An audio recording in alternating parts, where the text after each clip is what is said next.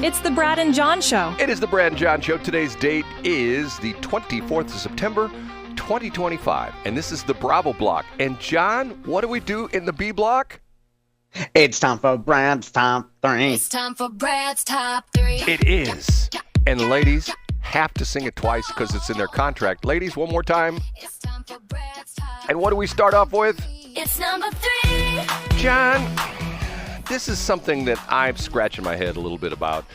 I don't know if you noticed this or not, and some of the websites you go to, but have you noticed that some of the big news websites, I don't know if this is done through them or this is done through Facebook or whomever it's done through, but they have news articles from other news entities on their websites, and some of them are not the best news articles. Have you ever noticed this before?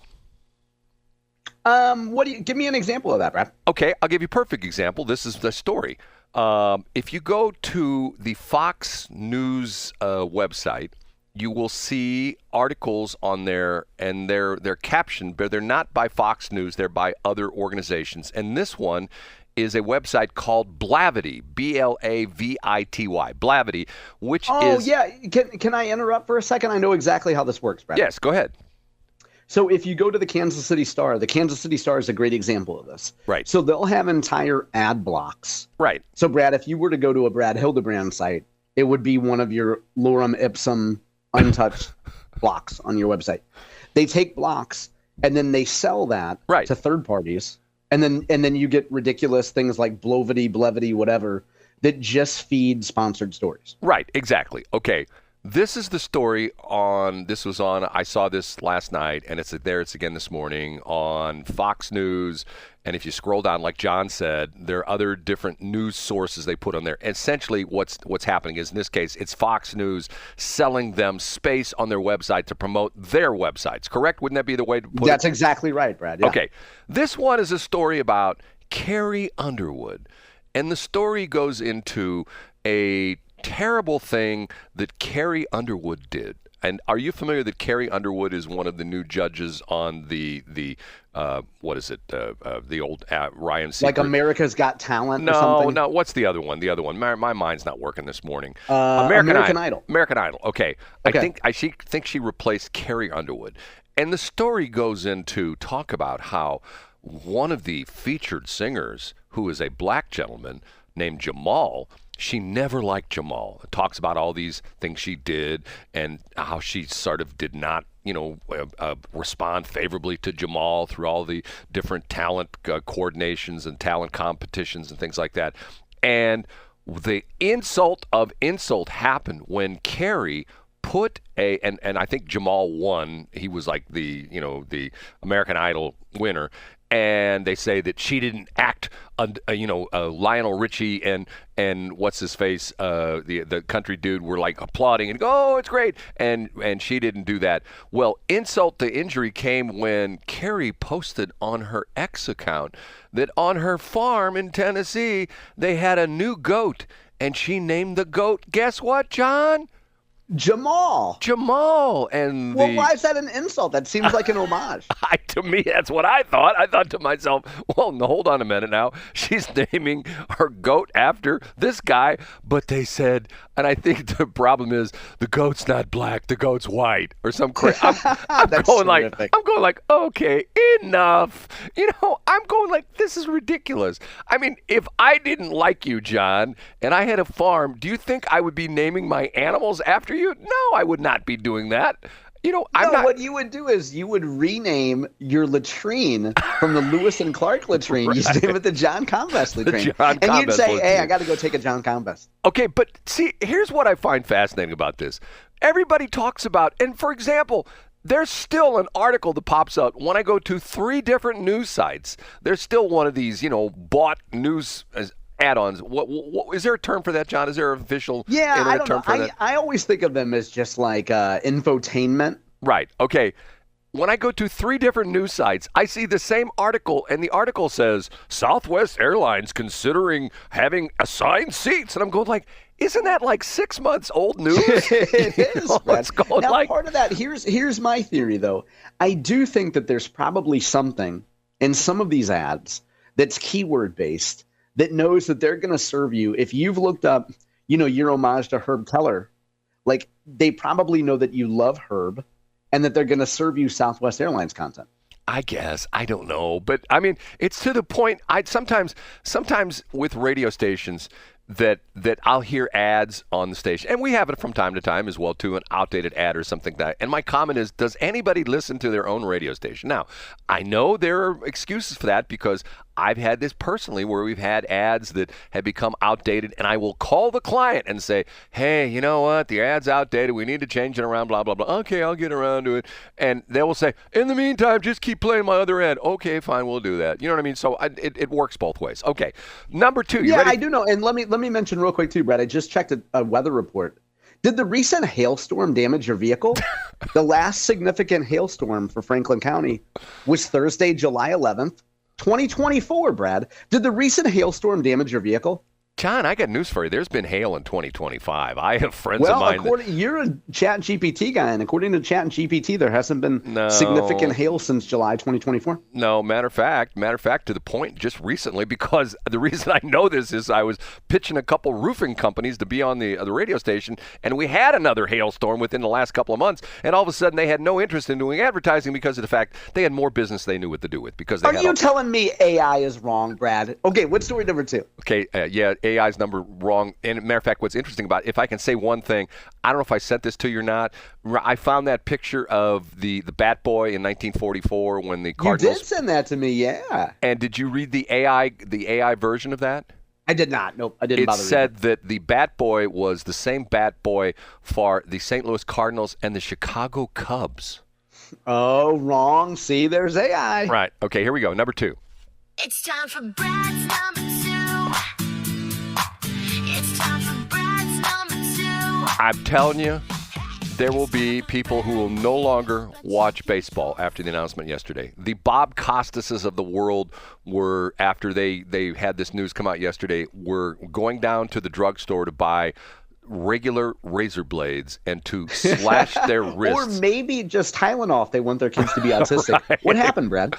Major League Baseball came out with the announcement that they're going to start using the automated pitch system so if the batter can protest a ball or strike call from the umpire.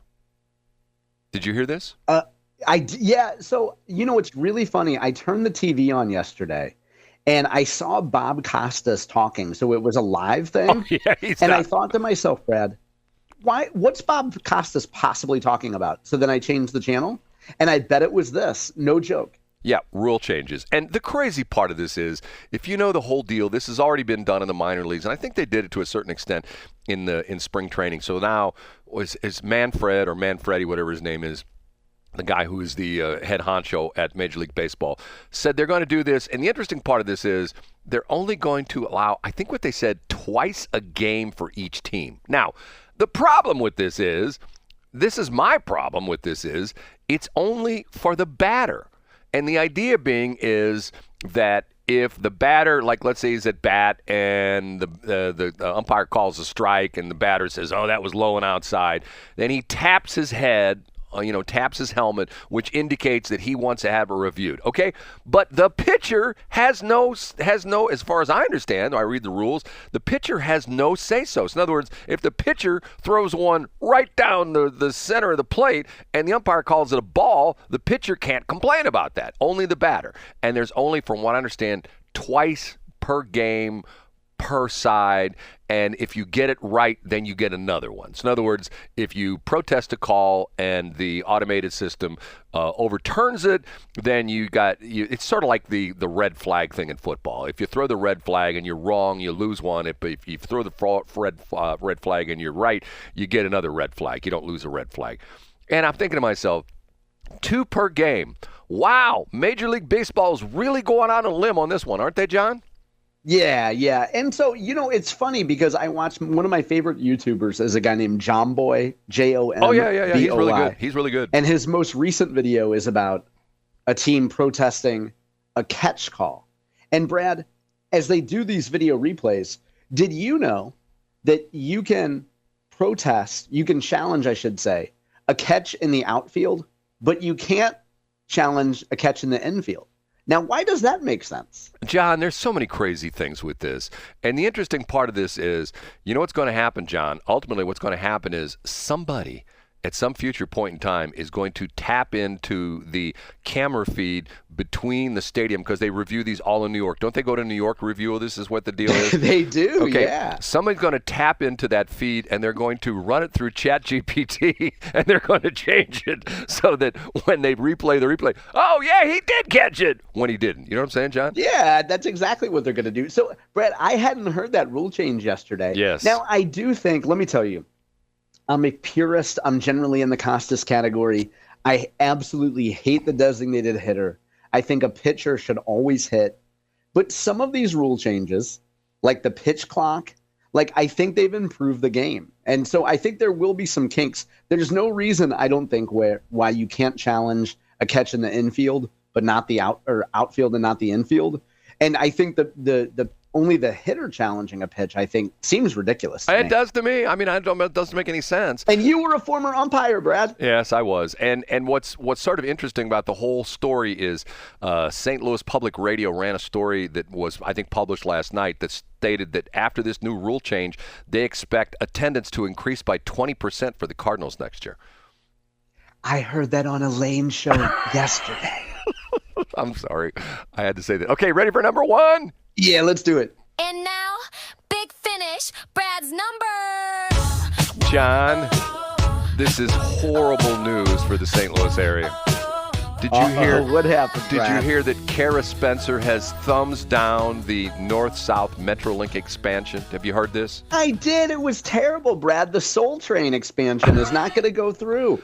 John, but once again, I dusted off my journalism degree, and I went over to the graveyard where my professor, Dr. Camille Winter, is buried, and I said, Dr. Camille, what should I do? And I heard from under the ground, Brad, go do investigative journalism. So yeah, and what's the result of that, Brad? I went to North City, and I got out my map of North City where the proposed Metrolink expansion was going to go from downtown in through North City, probably very close to where my parents grew up. And I found something very interesting. The reason they have canceled the North-South Metrolink expansion is, you're not going to believe this, John, but you know I'm ready. One of the pieces of property they're going to eminent domain to put through, there are actually two pieces of property. There were two pieces of property they were going to eminent domain for the North-South Metrolink link. One of them was the old Vienna potato chip factory where they're making red hot riplets, and love it. And the other piece of property was the Vest Soda Company, where they had one plant dedicated to grape soda. So that is the real that is the real reason why What more do you need than grape soda and red hot riplets, Brad? That's the real reason why they're not going to do the North-South Metrolink, because they would have to tear down the red hot riblets plant, the old Vienna red hot riblets plant, and the Vest Soda orange or grape plant. That's the reason, John. And don't let those STLPR people tell you any different. Once again, I was anointed from the heavens to do this investigative work. And matter of fact, what's interesting about it was I heard that last night the caretaker at the cemetery says he doesn't hear any more whirring sound, like someone spinning around in their grave anymore from the graveyard over there in Edwardsville. So that's, I just want to report back to you on that, John. That's fantastic firsthand investigative journalism, Brad. If it was any better, I think you were a member of the Midwest Newsroom from NPR. And if you want to hear Brad discuss this today, you can go to Magic Market, the former location of the Magic Market on near the corner of Bell Fountain and Pattern Drive. Yes. And you can go in and you can talk to the Koreans running the store. You can get some grape soda. You can get your red hot riplets. And also, with a full tank of gas, at least a $20 purchase, that's a half tank of gas, you can also get a pack of Newports. Do you know, I have a friend that lives in Chesterfield, and this particular friend said to me, I listen to your show from time to time, and I hear you talk about red hot riblets. What are you talking about? And I go, do you ever go outside of Chesterfield? And they said, no. I said... And surprisingly, this Chesterfield friend is not John Combest. Right, it's not John Combest. and they said, by the way, in C Block, remind me so I don't forget. C Block, I really have to tell you a true Chesterfield story, which is exactly what I said it was. And this person told me yesterday, you know what? I hate to admit it, but you were right. Okay, you ready for this, John? I love hearing a story where Brad's right. I too often point out where you're wrong. Yeah, we need more stories where you're right. Yes, I appreciate that. Okay, and it sort of dovetails into what you were talking about with the 2 police arrests by Chesterfield Police, which got no coverage other than the fact that it was on their website, right? Yes.